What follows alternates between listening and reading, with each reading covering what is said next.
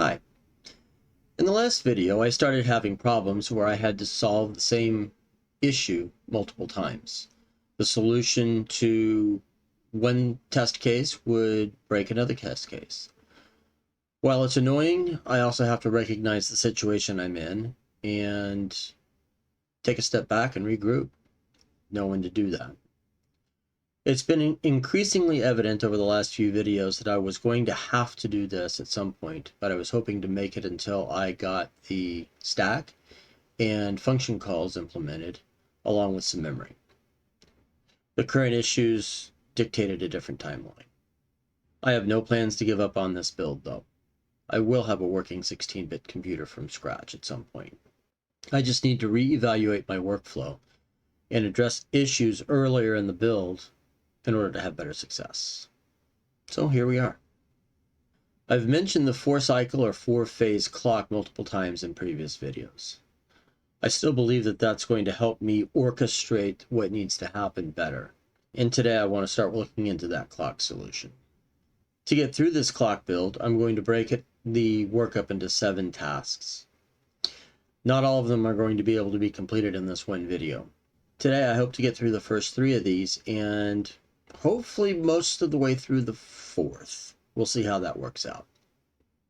As I go through the video today, please let me know if you would like to have fewer or more detail on any given topic. For example, I plan on providing a high-level overview of the emulator that I've been working on, which is a far more faithful representation of the individual components than the previous iteration was. If you'd like to see a deep dive on the code or its design, please let me know in the comments. Okay, let's get to it. It's time to reboot the build. Hi, I'm Adam. I'm still building a 16-bit computer from scratch. I'm no expert here. I make lots of mistakes. So many mistakes I've actually had to reboot my computer build. I hope you will find my journey interesting, and I hope you will join me as I learn along the way.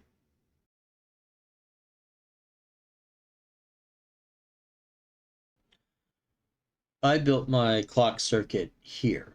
It's got a single step, it's got controls for how fast the clock runs. I can switch it back and forth between run mode and single step mode. And generally speaking, I'm quite happy with this part of the clock. Up here, on the other hand, this is a complete disaster. What I've done up here is I've taken the clock and I've tried to shape it in such a way that I can get the signals to each particular module in the right sequence I need it. And I've built into this Frankenstein of a clock, or Frankenclock, 8 times 6, 48 inverters just to try to manage that signal. That is indicative of a problem. Let me show you what the signal looks like. Now the problem all started with the load, increment, and decrement signal. And I chose to manufacture this green spiked or spike clock, as I've called it, which would delay the load, the increment, and the decrement just a hair, but made sure that it took place before the falling edge of the clock cycle, when the register itself would latch. And that solved that. But then I tried to integrate the ALU. And gradually as I started doing that, I ended up having to stretch out the delay associated with that spike clock in order to get the timing correct. And ultimately, I ended up with a clock that looks now more like this than just a simple spike in the beginning. Okay, you might say, that's not totally horrible, I guess. You might be able to arrange things such that you could get things done. And I thought that myself. And honestly, if I was a little bit more skilled at what I was doing and not learning as I go, I might be able to pull that together and think my way through that. But I don't have enough of a foundation for that yet. Ultimately, what I have been trying to do with this Frankenclock is construct a 4-cycle clock out of just a 2-cycle clock, simply up or high and down or low. and it's not working out. The big deal here is that this clock is non-deterministic. If I increase the speed of the clock, if I increase the frequency at which that clock cycles, I run the risk of the falling edge of the spike clock now happening after the falling edge of the actual clock. That's not going to work out.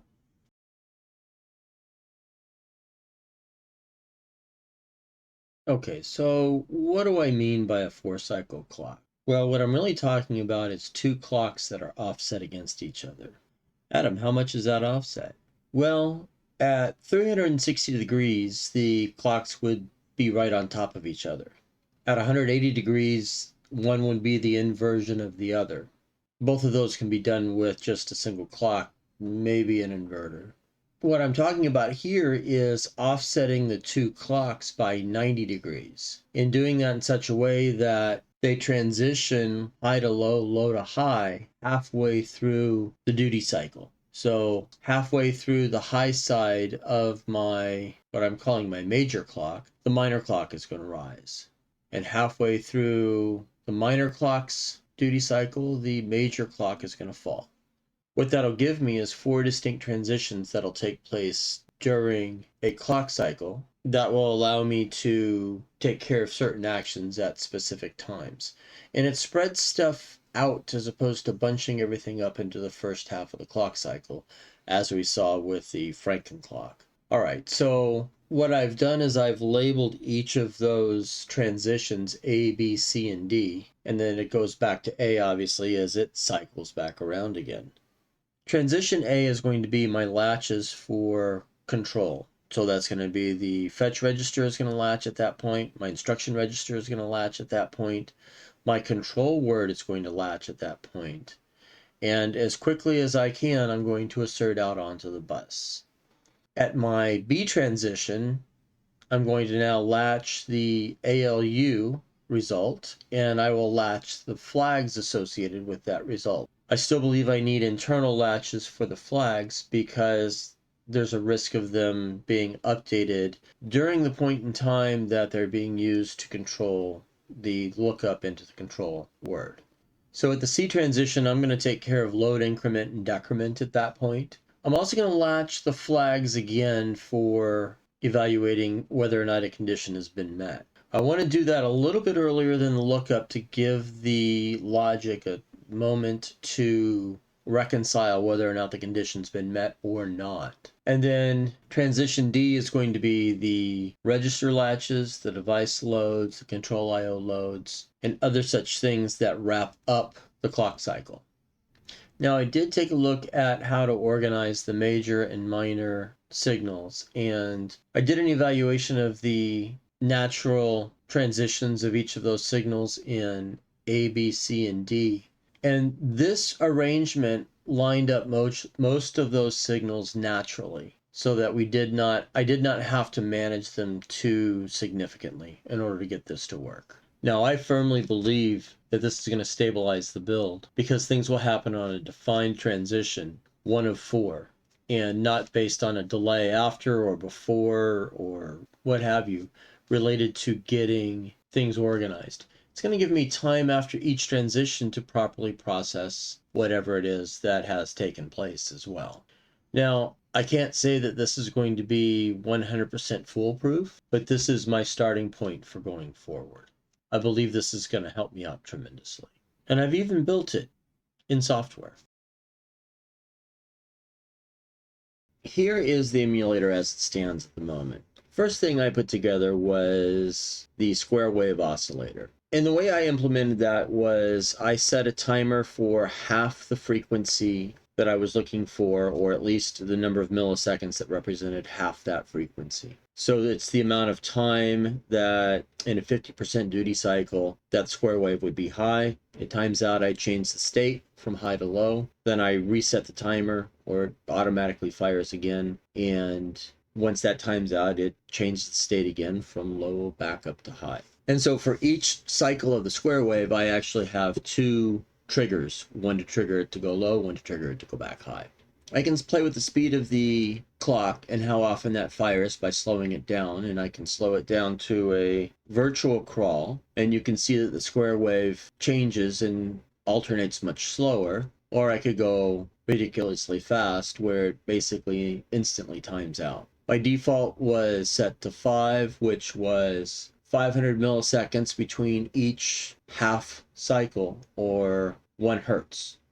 On the left over here, I have the 4-phase clock, and right now I have it set in instruction only mode. But if I set it in run mode, what it's going to do is it's going to cycle its way through each of the 4 phases and then determine, based on each of those 4 phases, phase 1, phase 2, phase 3, phase 4, what the actual 2 clocks offset 90 degrees are going to look like. And those are in the blue LEDs there.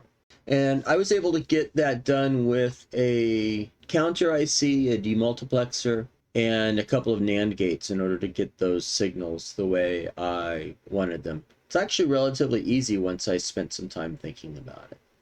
I think it's important to pause here and voice over a correction. My notes had a NAND gate for these, but in reality, I found that AND gates would have been a better answer, giving me active high signals versus active low signals. That's one of the benefits of using the emulator in this way, is I get to try something out and hopefully make relatively quick changes and make sure that I tune things exactly the way I want without committing them to a breadboard and then having to dig out and make changes and what have you. I don't do a lot of pre-work as I am building things. So a lot of times what I'm building is on camera for the first time, which may or may not be the right approach, but it's the approach that I've taken so far. Now, being able to make changes in the emulator is going to end up being a little bit faster and hopefully easier to accomplish. Next is the clock mode, and I built a 3-state, effectively a radio button if you're familiar with software, but a 3-state latch, so I could latch any one of these 3 states. So I have run mode, I have a single instruction mode where it stops at the beginning of phase 1, and then if I step my way through it, it will step at whatever pace the clock is going and stop at phase 1 again. And then I have a single cycle where every time I step, it is 1 cycle of the clock, so I can get into granular level debugging here. I've already discovered a few things just in modeling this. The first thing is I needed to, because these could change at any point in the cycle, I needed to latch these congruent with how this oscillator was going, so that I ended up with full length phases of the clock, the 4-cycle clock up here. The second is, if I set this up by instruction, there is a chance that I can push the step button, and because it's ANDed with the square wave, I may miss it, and therefore it may not cycle its way through. So, but if I hold it down, it will cycle through until I release it. So is that a bug, or is that just behavior I need to be aware of? And I believe it's behavior that I just need to be aware of. On the other hand, if I do a single cycle, I can step, release, step, release. But I was able to model all of this in software, discover a few things in software on the emulator, make changes to my design before I ever pulled out a single component. Now, back here in the background, I've got the actual source code, and I've got it broken down, generally speaking, into 3 different categories over here. The first is the graphical user interface. Anything that interacts with the user is built into that. I've got hardware, which are aggregates of components. So I've got my 4-phase clock, I've got the overall computer, I've got an oscillator, and then I've got my tri-state or tri-value latch. And then down here in IC, I've actually got the individual ICs modeled. And I'll start with the NAND gate and kind of walk through this. It's written in C++. My initial state is that each of the inputs is pulled low, and the output itself is whatever the result of that operation would be. Low, not and, low is high. And then I've got a function here which triggers updates. I need that in order to make sure that I get everything, all the publishers and subscribers in the correct state before we power on. This would basically be a part of a reset function. But then this is gate 1 of that IC. So on a 74HC or 74LS00, there are 4 gates that are built into it. It's a quad 2-input NAND gate. And so what I'm doing is I'm setting the state of the pin, and if the state changes, then I publish the fact that it changes. What I'm trying to keep away from doing here is getting into infinite loops or infinite recursion, where I'm publishing a change when no change actually took place. So if nothing changes, then nothing downwind of this particular gate will change if the output is not changing. So no need to publish the fact that it didn't change. And so I've got that for all 4 gates. And that's generally the way this works. But there's a couple of traps here to be aware of. It does not faithfully represent the parallelism that can take place in the hardware. So in other words, gate A and gate B may change at exactly the same time, but this is a single-threaded emulator, and therefore gate A and gate B will change in sequence, not at exactly the same time, based on the way hardware works. I could use threading for that, but there's nothing that guarantees that thread A happens before thread B and in the right sequence and at exactly the same time. Another trap here I need to be cautious of is bugs. Just because the emulator is doing what I think it should do doesn't mean there's not a bug in it. Just because the emulator's not doing what I think it should do doesn't mean there's not a bug in the emulator. I really need to be very cautious about what the behavior is in the emulator and whether or not I'm going to observe that when I get to putting this into real hardware. In order to overcome this, I'm going to have to take the hardware as I build it out and compare it to the behavior of the emulator to make sure that it remains consistent. The emulator is built on Qt6. Now, the designers or the project maintainers, if you will, like it to be pronounced cute. It is not cute. It is a beast of a piece of software. It has a very steep learning curve. And cute implies that it's nice and tidy, and yeah, I'd hate that. And the documentation, while technically complete, is very lacking in that it is not friendly to those who do not know what they're looking for. And that makes the learning curve even steeper than it really is. The emulator and a very big piece of the Qt framework is the publisher subscriber model, or signals and slots as Qt calls it. And so and I'll open this up so you can see it. Again, sticking with the NAND gate, I've got my pins themselves enumerated out here. These are subscriber functions, so that when a state changes in something that's being published, this subscriber function is called, which performs the update. And so, for example, if my A1 pin is updated, its new state is captured and the gate itself is updated. But then down here, I've got signals. So when A is updated, there's a chance that the output Y will be updated, and if it is, then I'm going to signal the fact that it has updated. Anything that subscribes to that signal change will then be able to update itself appropriately. And so it cascades its way through that. And so those are the signals and slots as they've been put together here. But again, this is all linear. There's no parallelism here. My goal here with the emulator is to remain as faithful as possible to the digital components and their data sheets.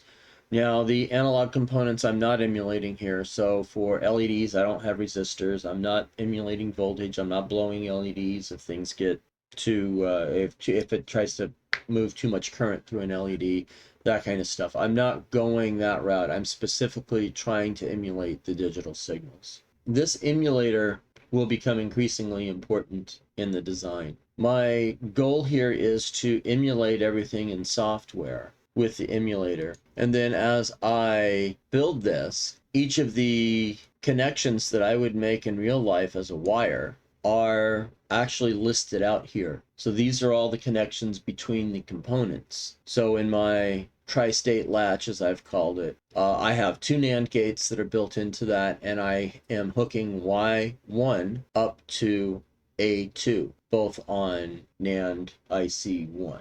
That's the top line there. And so each of these then become one of the wires that I would theoretically place on a breadboard, not including any of the power, ground, decoupling, and those types of things. But these are all the signal wires that I'm going to have to place. And that then provides the framework for building out a schematic and then dropping this onto a breadboard. Now, before I move on to the schematic, the code is available on GitHub. I'll throw a link down on the bottom of the screen. It's also available in the description. It'll be at the bottom of the description, so you likely will not see it. Make sure you click the More button and then expand out that description, and you'll see that down the last link on the page there. Feel free to go and look at it on GitHub. I have recently reorganized the entire repository. So everything is in a single repository. Now that's going to include the assembler, that's going to include the control logic build, that's going to include some documents that I'm putting together, which has some visualizations of things that I'm doing as well. It's going to include images and the like, so you can see over here on the left all the different things that are going to be included in that, including the KiCad schematics and PCB designs. So you're welcome to download those. Please understand that they will change on a moment's notice, and so I would hate anyone to invest any money in that thinking that they're going to remain static. They are not. And so please use due diligence if you're considering looking at those. These are provided for your entertainment and not for any fit use. And the final thing here is, how much detail do you want to see? Would you like to see, a ridiculous amount of detail and my thinking as I go through and code this? Would you like to see the debugging that takes place in the emulator as I work through some of the issues? Or would you rather me keep it at a high level, similar to what I've just gone through here with the NAND, and keep these video series more focused on the hardware than the software that supports it? I'm good either way. The original intent of all of the videos was to chronicle my challenges as I went through this build, but people may want to see more detail related to other things going on. So if you have that interest, please let me know. Okay, the next step in the new process was to take what I had in the emulator and convert that into a schematic. Now the oscillator is an analog circuit, so that actually was copied off of the existing hardware and converted into its representative schematic here. The single step switch is also an analog circuit. I need to make sure that that's properly debounced so that I can get a good digital signal out of it. And so again, I took that from the existing hardware and copied that into the schematic. But what I'm calling the clock phaser here is directly taken from what I've got in the emulator. Now I've got a 74-193 IC and a 74-138 IC, plus a couple of NAND gates off of a 7408 that are being emulated here. And so I took directly the signals from the emulator and converted those into signal traces on this schematic. The outputs of this circuit are my clock major, clock minor signals, which we've talked about in an earlier section of this video. Over to the left here, I've got my tri-state latch or tri-select latch, however we want to term that. Now that again was built into the emulator, and I didn't need to debounce these switches because the SR latch effectively for each one of those states handles that debounce for me. Again, I took just the connections from the signals to the slots and turned those into wire traces here. The internal clock selector is based on which clock is actually running at the time, and it's just using combinational logic in order to combine each of those signals and select out the appropriate ones so that I have one single internal clock. Down here at the bottom, I've got gates that are unused and tied to ground.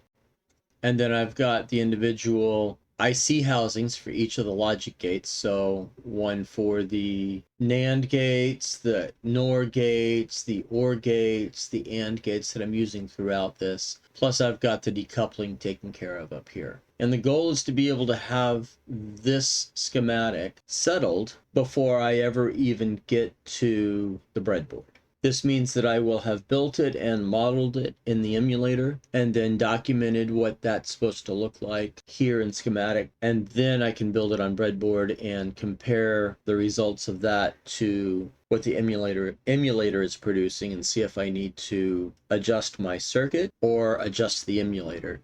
So I've built this schematic and it's out here. It'll be in the GitHub repository.